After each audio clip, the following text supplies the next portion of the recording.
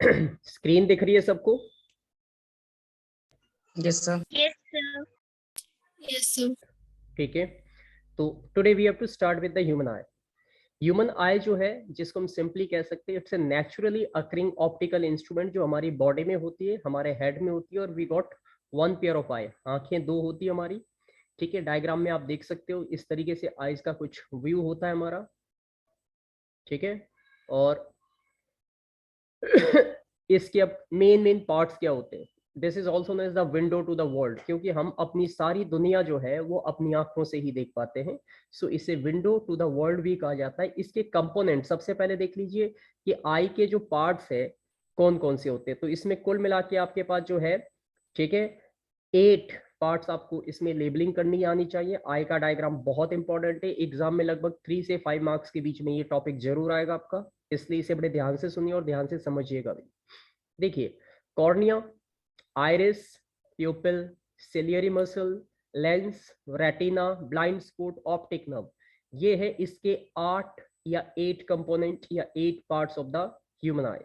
और इनके बारे में मैं सबके फंक्शन आपको डिटेल करूंगा, और एक पिक भी आज भेजूंगा जिससे आपको डायग्राम बनाना होगा और उसके फंक्शन वहां पे मेंशन किए होंगे।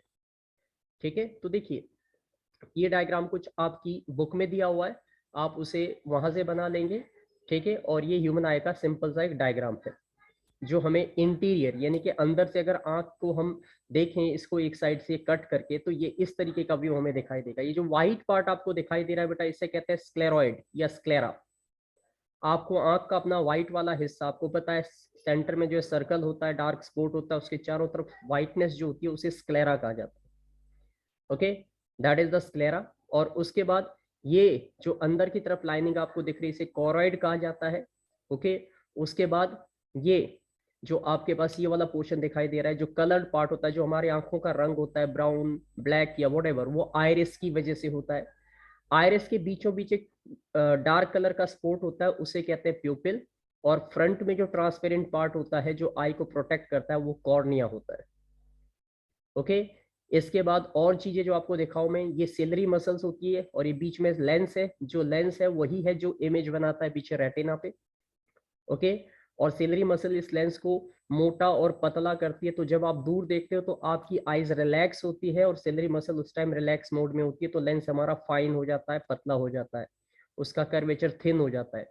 जब आप नजदीक की चीज देखते हो तो आपका लेंस उस टाइम पे जो है थिक हो जाता है, क्योंकि सिलरी मसल उसे कॉन्ट्रैक्ट करती है ताकि फोकस नियर बाय का जो है बन सके। ये सारी बातें, ये सारी लेबलिंग, सारी डिटेलिंग आपको क्लियर होनी चाहिए। इसके बाद मैं कोशिश करूंगा आपको अलग से एक एनिमेशन दिखाने की, जिससे आपको आई की फंक्शनिंग समझ में आएगी। ठीक है, और ये जो है विट्रस ह्यूमर है, जो आई का रेड वाला रीजन आपको दिखाई दे रहा है, इसको विट्रस ह्यूमर कहते हैं। लेंस और यहाँ पे कॉर्निया के बीच में जो एक वाटरी सब्सटेंस भरा होता है उसको एक्वस ह्यूमर कहते हैं। पीछे बेटा ये जो है स्क्रीन आपको दिखाई दे रही है बैक साइड में, इसे रेटिना कहा जाता है। और यहाँ से जो लास्ट में ये लाइन निकल रही है इसे कहते हैं ऑप्टिक नर्व, जो ब्रेन तक हमारी सारी इंफॉर्मेशन पहुंचाती है। तो ये लेबलिंग है पूरे आई की जो आपको अपने बुक से ड्रॉ करनी है। अब एक एक करके, ठीक है, एक एक करके हम सारी बातें पढ़ेंगे। सबसे पहले बात करते हैं कॉर्निया। यहाँ पे लेबलिंग में देखते जाइए, कॉर्निया की लेबलिंग आपको दिख रही है, सर्कल कर गई है। ठीक है, तो कॉर्निया क्या, इसका फंक्शन क्या है? तो it is the white part of the I. White का मतलब सफेद नहीं, व्हाइट का मतलब है ट्रांसपेरेंट। तो ये ट्रांसपेरेंट पार्ट होता है आई का, that allow light to enter. यहीं से लाइट हमारे आई के अंदर एंटर करती है, and it act as a window to world. और यही वो चीज है जो विंडो टू वर्ल्ड का काम करती है, यानी कि दुनिया को देखने में हमें मदद करती है, बिकॉज लाइट की एंट्री यहीं से परमिट होती है। दूसरे नंबर पे आता है बेटा आयरिस। आयरिस की अगर आप देख पा रहे हो तो ये रेड से कलर की दोनों तरफ ऐसे ये जो, ठीक है, लेंस के बाहर की तरफ बन रहा है, that is called the iris. It is coloured part of the eye, और ये आंख का कलर्ड पार्ट है, यानी कि हमारे आईज का जो कलर है वो आयरिस की वजह से होता है। जैसे कलर की आयरिस होती है वैसे ही हमारी आई का कलर माना जाता है। It hold the प्यूपिल and also adjust the size of the प्यूपिल, यानी कि ये जब छोटी और बड़ी होती है आयरिस, तो ये बीच के जगह जो आपको राउंड सा एक सर्कल दिखाई देगा, ठीक है, आईज में अगर आप किसी के भी देखोगे तो ब्लैक कलर का जो स्पॉट दिखाई देता है वो प्यूपिल है। वो प्यूपिल का छोटा और बड़ा उसको एडजस्ट करना, लाइट कितनी एंट्री होनी है कितनी नहीं, है आयरिस की मदद से होता है। तो आयरिस के दो फंक्शन होंगे, कलर देती है प्लस में लाइट की एंट्री को एडजस्ट करती है। उसके बाद अब प्यूपिल के बारे में बताता हूँ। It is black in colour. ये नोट्स आपको एज इट इज कॉपी करने, इसका वीडियो में शेयर करूंगा आपके साथ, तो आप इसको पॉज करके ये सारे नोट्स अपनी कॉपी में बनाएंगे और इनको अच्छे से तैयार करेंगे। एग्जाम में सारे क्वेश्चन इन्हीं टॉपिक्स में से निकाल के दूंगा और बीच में से क्वेश्चन होंगे, तो सभी बच्चे इस बात को ध्यान से समझे। अब प्यूपिल की बात करते तो प्यूपिल ये वाला बीच का जो स्पोर्ट है, ये वाला portion, this is called the प्यूपिल। ये ब्लैक इन कलर होता है, ब्लैकिश कलर का होता है। It absorb the light rays falling on it. तो जो भी लाइट यहाँ कॉर्निया के थ्रू अंदर एंटर करती है वो इस प्यूपिल से ही पीछे लेंस में से पास होती हुई यहाँ पीछे रेटिना तक पहुंचती है और इमेज बनाती है। Alright, it get constricted when light intensity is high. जब आपकी आंखों पे ज्यादा रोशनी पड़ती है, ज्यादा लाइट पड़ती है, तो ये प्यूपिल कंस्ट्रिक्ट हो जाती है, यानी कि छोटी हो जाती है। इसका ये सर्कल जो है वो सिकुड़ जाता है। ऑलराइट, ताकि लाइट ज्यादा एंटर ना करे, क्योंकि ज्यादा लाइट आपकी रेटिना को डैमेज करती है। पीछे रेटिना में दो टाइप की सेल्स होती है, कोन्स एंड रोड्स। उसके बाद सेकंड नंबर पे आओ। It get expanded when light intensity is low. जब लाइट की इंटेंसिटी लो होती है, यानी कि जब आप अंधेरे में होते हो, तो यही प्यूपिल आपकी डायलेट हो जाती है। डायलेट का मतलब है इसका सर्कुलर रीजन बड़ा हो जाता है, ताकि जो थोड़ी बहुत लाइट है वो आईज के पीछे पहुंच सके और आपकी रेटिना पे इमेज बना सके।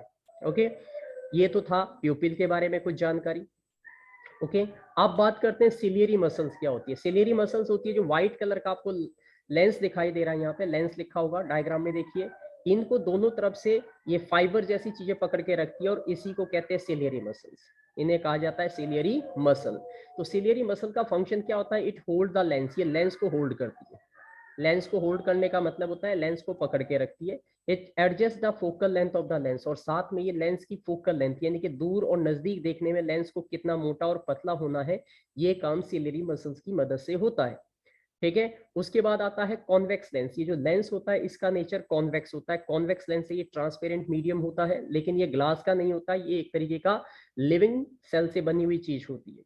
And it's a cellular structure resembling the convex lens. ये देखने में कॉन्वेक्स लेंस की तरह होता है और लिविंग नेचर का होता है। और ये डाइवर्जिंग लेंस है, क्योंकि कॉन्वेक्स लेंस लाइट को डाइवर्स कर देता है। कन्वर्ज भी करता है, डाइवर्स भी करता है, दोनों चीजें कर सकता है डिपेंडिंग अपॉन। ठीक है, अब दो येलो बॉक्स आपको दिखाई दे रहे हैं, इसके अंदर देखिए, इसमें कुछ डेफिनेशन है। जैसे फोकल लेंथ क्या होती है? The distance between object and lens. जहां पे ऑब्जेक्ट रखा है और आपके लेंस के बीच की दूरी को हम फोकल लेंथ कहते हैं।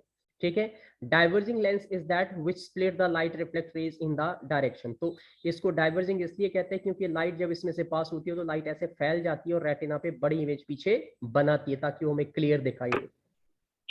ये सिलेरी मसल और कॉन्वेक्स लेंस की बात होगी। ये म्यूट करो, म्यूट करो आशीष, आशीष म्यूट कर।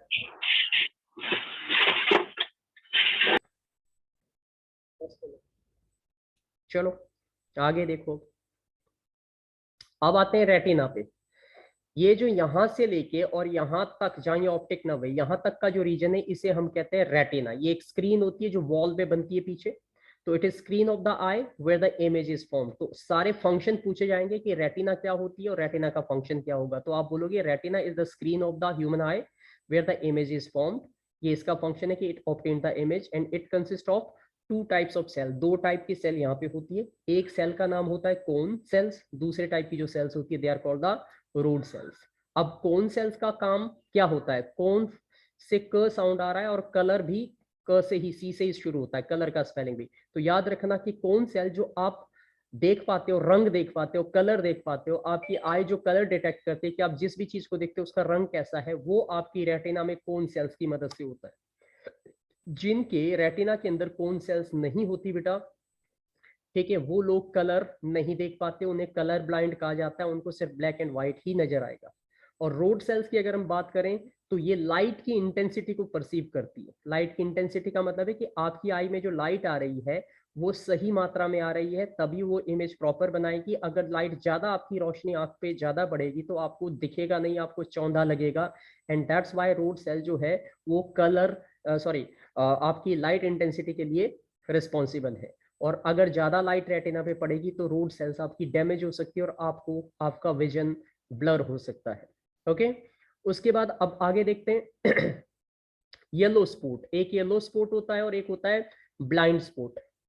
ठीक है। तो येलो स्पॉट क्या होता है? A point on retina where most clear image is formed. ये देखो यहाँ पे, ये जो आपको दिखाई दे रहा है, जहाँ पे ये रेस तीनों आके मीट कर रही है पीछे रेटिना पे और लेबलिंग की गई है येलो स्पॉट, ये येलो स्पॉट है। यहाँ पे अगर हमारी इमेज बनती है तो हमें सबसे क्लियर यानी कि सबसे साफ चीज दिखाई देगी, हमारा जो विजन है वो बहुत ही नीट एंड क्लीन रहेगा उस टाइम पे।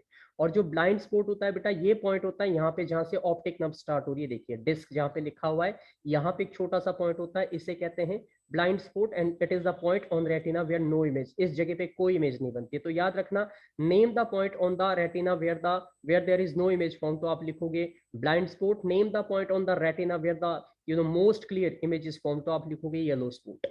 ओके उसके बाद आता है ऑप्टिक नर्व। क्या होता है? तो a nerve that connect eye to brain, यानी कि एक ऐसी नर्व जो आपके आई को आपके ब्रेन से कनेक्ट करती है। यानी कि जो भी इमेज इस रेटिना पे पीछे बनती है, लाइट जो आती है उसकी एक इमेज आपकी बनती है कि आप क्या देख रहे हो, उसकी एक पिक्चर बनती है। उस पिक्चर को ये ऑप्टिक नर्व आपके दिमाग तक लेके जाती है और आपका ब्रेन देख पाता है, क्योंकि देखने और सोचने और समझने का काम ब्रेन करता है। तब तक जब तक ऑप्टिक नर्व के थ्रू ब्रेन तक वो इमेज नहीं पहुंचेगी तब तक हमें नहीं पता लगेगा हम क्या देख रहे हैं। तो ब्रेन जो है वो एनालाइजर है, ये पता लगाने वाला है, कंट्रोल सेंटर है जो हमें बताता है कि हमारी आईज क्या देख रही है।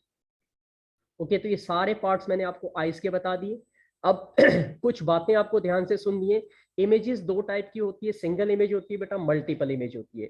तो मल्टीपल इमेजेस का मतलब क्या होता है? It is formed when a number of plane mirrors are placed at a certain angle. किसी पर्टिकुलर एंगल पे अगर आप बहुत सारे प्लेन मिरर को रख दो तो ये एक ही चीज की बहुत बार रिफ्लेक्शन से बहुत सारे इमेजेस बनेगी, जैसे कि आप डायग्राम में देख पा रहे हो। और इसके लिए हम एक इंस्ट्रूमेंट बनाते हैं जो कि आप चाहो तो आप अपने घर में खुद बना सकते हो। ठीक है, उसका नाम है कैलाइडोस्कोप। ये इस तरीके का, ये तो खैर बहुत बेहतर क्वालिटी का कैलाइडोस्कोप है, लेकिन इस तरीके का कैलाइडोस्कोप आप अपने घर में बना सकते हो। आपने अपने स्केल देखे होंगे, जो ज्योमेट्री में स्केल होते हैं, उस टाइप के आपको क्या लेने हैं? मिरर लेने हैं, प्लेन मिरर के उस साइज के टुकड़े लेने हैं और उन तीनों को एक दूसरे के साथ ट्राइंगुलर शेप में कनेक्ट करना है अंदर की तरफ। रिफ्लेक्टिंग पार्ट अंदर की तरफ होना चाहिए, नीचे की तरफ उसमें कुछ भी आप व्हाइट कलर का पार्ट लगा सकते हो और टेप से उसे चिपका दो, तो आप अपना कैलाइडोस्कोप बना सकते हो। तो ये वो इंस्ट्रूमेंट है जो हमें मल्टीपल इमेजेस देता है। अगर आप एक छोटा सा चूड़ी का टुकड़ा या किसी भी चीज को आप उसके अंदर रखोगे तो वो मल्टीपल टाइम रिफ्लेक्ट होके आपको उसके अंदर एक बहुत ही अट्रैक्टिव डिजाइन बनाएगा। तो दैट इज द कैलाइडोस्कोप। ठीक है, ये देखो हाउ टू मेक कैलाइडोस्कोप, ये है कैलाइडोस्कोप बनाने का तरीका। आपको क्या करना है? You have to take 3 rectangular mirror strip.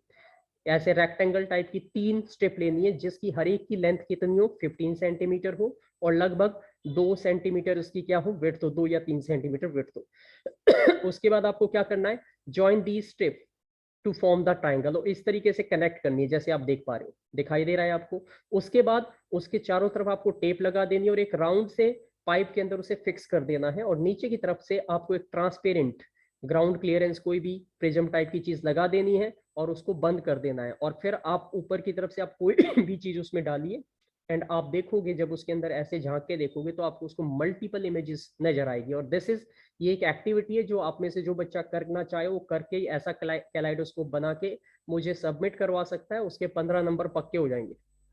ये एक्टिविटी है, ठीक है।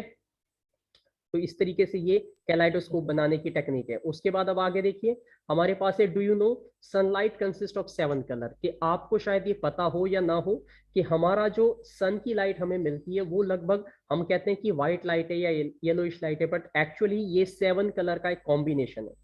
तो जो सन की लाइट है या बिजली जो हमारे घर में जो बल्ब जलते हैं, चाहे वो व्हाइट लाइट की ट्यूब जल रही हो चाहे वो बल्ब जल रहा हो, वो भी 7 कलर से ही बनी हुई है। तो कोई भी लाइट 7 कलर का कॉम्बिनेशन होता है। तो उसके लिए आपको एक प्रिज्म की जरूरत पड़ती है। और जो प्रिज्म है, जैसे यहाँ पे देखिए, take a plane mirror of suitable size, place it in the bowl. उसको किसी बाउल मतलब कटोरी में रखिए, वहां पे पानी भर दीजिए उस कटोरी में। Put this arrangement near the window, उसके बाद उसे खिड़की के पास रखिए और इस तरीके से रखिए कि सन की लाइट उस पर सीधी पड़े। एंड आप ध्यान से अगर देखोगे तो बाउल के अंदर से आपको जो है लाइट का जो कलर है बात वापस रिफ्लेक्ट होता हुआ अलग दिखाई देगा। उसमें से आपको लगभग कई कलर्स का एक रेनबो बाहर की तरफ फॉर्म होता हुआ दिखाई देगा। और इसका सबसे अच्छा तरीका होता है ये प्रिज्म, ग्लास प्रिज्म।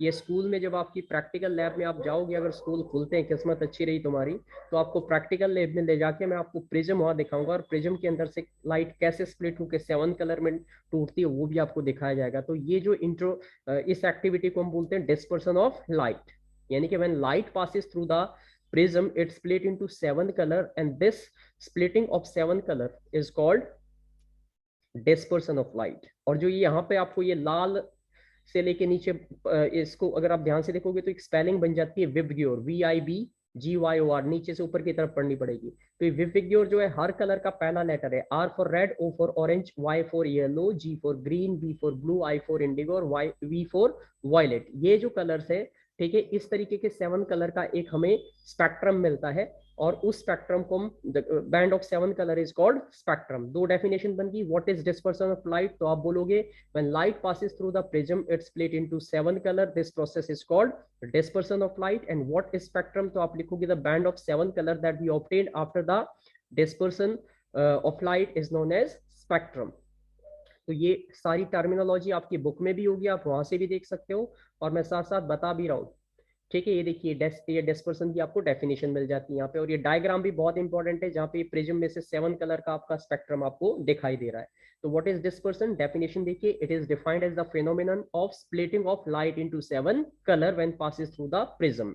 और ऐसा ही कलर आपको कब दिखाई देगा, एक नेचुरल फिनोमेना भी है, rainbow is a natural phenomenon, जहां पे आप डिस्पर्सन ऑफ लाइट देख सकते हो। आप में से कई बच्चों ने रेनबो जरूर देखा होगा, आफ्टर द रेन, जैसे ही बारिश होती है उसके बाद कई बार ये स्काई में आपको दिखता होगा, ठीक है। तो वो भी एक तरीके का डिस्पर्सन ऑफ लाइट है जो नेचर के अंदर देखने को मिलता है हमें, ठीक है। अब लास्ट टॉपिक हमारा रह गया है कि केयर ऑफ आई, कि हम आंखों की अपनी केयर कैसे करें, किस तरीके से हमें आईज की केयर करनी होती है।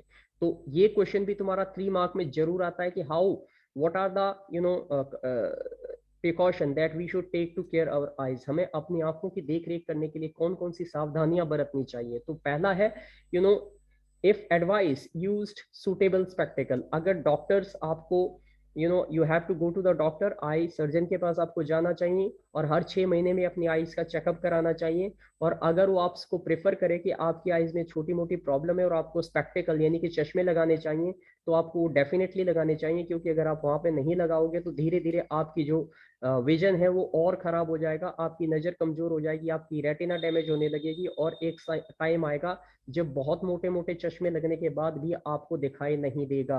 तो इसलिए टाइम पे स्पेक्टिकल्स लगाना जरूरी है। बहुत सारे बच्चे होते हैं जिनको स्पेक्टिकल्स लगे लेकिन उनको चुपचाप रखते हैं, लगाते नहीं है, शर्माते। मैं आपको एक छोटी सी बात बताऊं बेटा, कि शर्म जो है ना बुरे कामों की होती है, अच्छे कामों की कोई शर्म नहीं होती है। मैं भी तो स्पेक्टिकल्स लगाता हूँ।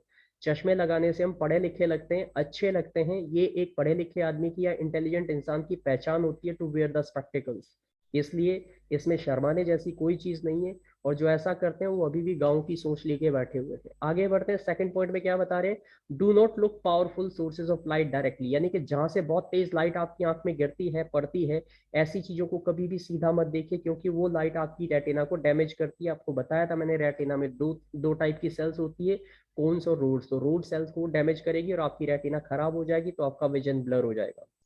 तीसरे पॉइंट में, never rub your eyes, if something enter to your eyes wash your eyes with the clean water. अगर आपकी आंख में खुजली पानी कुछ भी हो रहा है तो अपनी आंखों को रगड़िए मत कभी भी। बहुत सारे बच्चे उन्हें मसलते हैं, तो डोंट डू दैट, बिकॉज इससे आपकी आईज पे स्ट्रेन पड़ेगा, आपके लेंस में डैमेज होगा। Then wash your eyes frequently with water. अगर आपको अपनी आंख साफ करनी है तो आपको क्या करना चाहिए, आपको हमेशा जो है साफ पानी से आंखों को साफ करना चाहिए, और आंखों पे पानी के छपके नहीं मारने चाहिए। बहुत सारे बच्चे आंखों पे पानी ऐसे फेंक फेंक के मारते हैं, डोंट डू दैट।